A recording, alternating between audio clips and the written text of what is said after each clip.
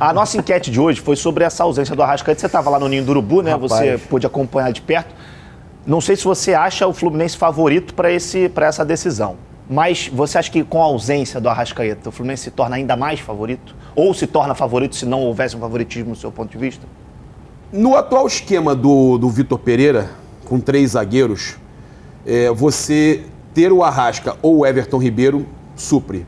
Se o Everton Ribeiro estiver no momento de protagonismo, o que a gente não tem visto, se o Everton Ribeiro assumir esse momento de protagonismo, que parece que o Flamengo quer isso, botando ele para fazer a zona mista, eu avalio várias situações. O Flamengo, quando bota o Everton Ribeiro antes da final para ser o cara para falar, ele quer mostrar, olha, contamos com você para esse protagonismo, porque o Arrasca não vai.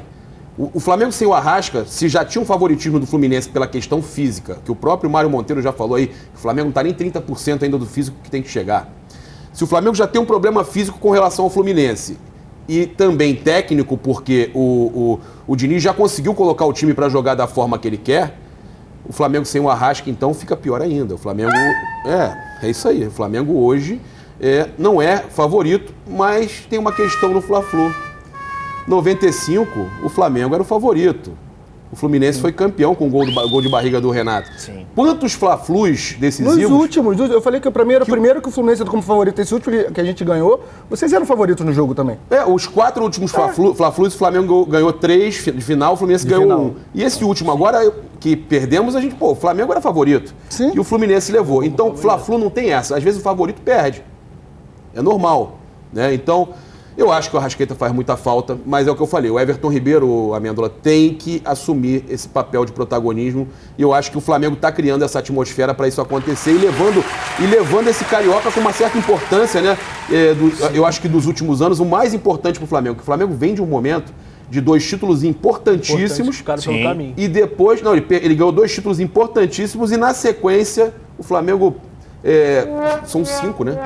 Já parou para pensar? É Mundial, para mim, na semifinal, que deu a revanche exatamente na mesma semi do Mundial. Isso, o Flamengo passado, ganhou de a 19 do Al Hilal. O mesmo Al Hilal, o Flamengo deu a revanche. O mesmo Del Valle, o Flamengo deu a revanche no mesmo Maracanã. É impressionante. O Flamengo rei da revanche esse ano. É verdade. Contrária. É revanche contrária. E tem a revanche agora, a primeira a favor que pode acontecer, que é o Fluminense, que vai pagar o pato. Flamengo Del Valle, Flamengo no Mundial com o Al Hilal e o Flamengo com o Palmeiras na Também Supercopa também. Deu a revanche de 21. 21, exato. Então, você tem ainda a Taça Guanabara, que o Flamengo perdeu. O Flamengo não vai querer ficar no quinto, que eu estou falando, quinta decisão, quinto momento importante perdido, né? Então, é o momento de arrumar a casa, virar a chave, mas vai fazer muita falta. Bom, vamos entrar no assunto agora, Arrascaeta, que você falou, Gabriel, nosso paparazzo rubro-negro. Bota na tela aí que a gente fez um levantamento do Flamengo com e sem o Arrascaeta em 2022 e 2023. 2022, 56 jogos, 36 vitórias, 3 empates, 7 derrotas. Surreal. 72% de aproveitamento. Sem o Arrascaeta também no ano passado, 21 jogos, 10 vitórias, 3 empates, 8 derrotas, 52% de aproveitamento, ou seja, cai muito. Caiu, no caso, muito sem o Arrascaeta. Sai de um time com aproveitamento para ser campeão de brasileiro para um time de meio de tabela. Meio de tabela, exatamente. E a gente tem agora de 2023. Sabe a diferença aí? Uma camisa. Acabei de ficar confiante com a camisa agora. Isso aí, ó. 70% perco a camisa, tem que pagar a camisa, 52%. Eu tô tranquilo, agradecer lá ao Marcelo da Espaço Rubro Negro, que eu tô regado. Fortalecer, né? Marcelo, Espaço Rubro Negro já tá, ó. Se perder, pelo menos já anuncia aí. E agora 2023, com o Arrascaeta, 14 jogos, 8 vitórias, 1 empate, 5 derrotas, 59,5% de aproveitamento. E sem o Arrascaeta, 4 jogos, 3 vitórias, 1 empate, nenhuma derrota. 83% de aproveitamento. Mudou, filho? Mas eu gostei da camisa aqui. O cara jogou 4 jogos só. É uma linha de corte pequena, né? E aí são jogos que foi contra o Resende, contra o Audax. Tem muito carioca aí. Contra o Botafogo. Tem muito a carioca. maioria é o campeonato estadual, assim. Por isso que a gente até quis colocar um recorde de 2022 pra gente ter a real dimensão da ausência do Faz muita Arrascaeta. diferença. Ele é um puta jogador. Faz muita diferença. Mas eu acho que isso aí tem muito também na má fase que ele tá, do problema do pubis, tá? Sim. Então, ele jogando, ele tá sendo um a menos, na verdade, do Flamengo. Pelo menos, isso mostra pra gente, o Arrasca jogando hoje com o problema que ele tá, não tá conseguindo ser o Arrasca de 2022. Então, isso se reflete ali. Isso. E me deixa, né, me faz voltar naquela questão do Everton Ribeiro procurar esse protagonismo e funcionar de vez agora, porque até o momento não funcionou, o esquema do professor, né? Professor Pardal. Mas do Vitor Pereira. Você é contra Vamos respeitar o Vitor Pereira. Não, eu não era. Ele é o nosso professor. Vamos Olha respeitar. só, Ele é bom. Ele é um excelente treinador. Não, ele é historicamente um excelente treinador. Eu pedi a vinda dele pra cá. Só que eu acho que ele não percebe que o esquema que ele quer botar no Flamengo, ele não se adapta a esse elenco. Cara, o elenco do Flamengo não é o Corinthians. Não adianta. Não são as equipes anteriores que ele passou. Ele tem que ver qual esquema vai se adaptar para esse time. Vocês estão acompanhando imagens do treino aí do Flamengo, que tem aí a possibilidade do Bruno Henrique no estrear dia 16 de abril, que é uma notícia maravilhosa. Porque eu acho importante a gente falar que a volta do Bruno Henrique abre uma possibilidade do Flamengo ter mais um centroavante. Sim. Porque ele também joga de centroavante. Fez isso com o Abel. Isso. Então a gente tem duas possibilidades. Tem o ponta, que o Vitor Pereira tanto gosta, e tem mais um centroavante. Sim.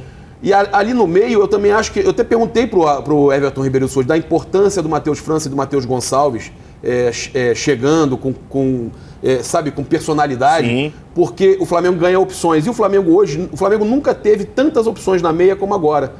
O que o Flamengo está ferrado agora é na questão da volância.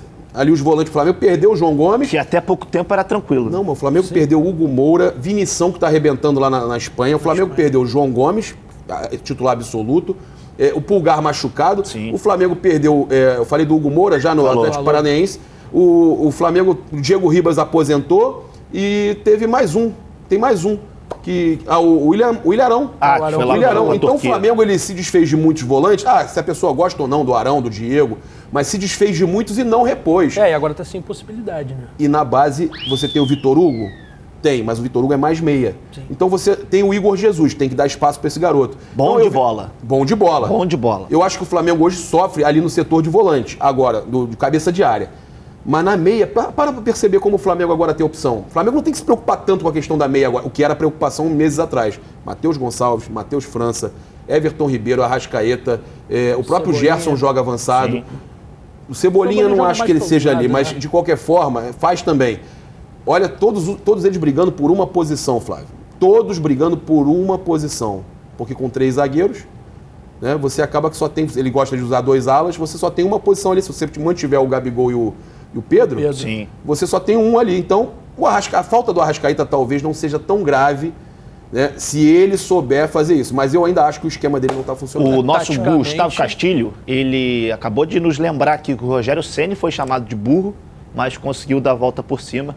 E aí mas ainda assim brasileiro. Depois... Exato. Segurou mais um pouquinho, mas foi o que deu mas chegou a ganhar o brasileiro depois. Chegou a ganhar mesmo depois. Olá, jovens, olha só, assistiram, se divertiram, comentaram, cornetaram, ok. Agora você não pode esquecer de ativar a notificação, de compartilhar e de dar like nos vídeos, cara. Sabe por quê? Se não fizer, já sabe, né? Cega ele, vovó! Tchau!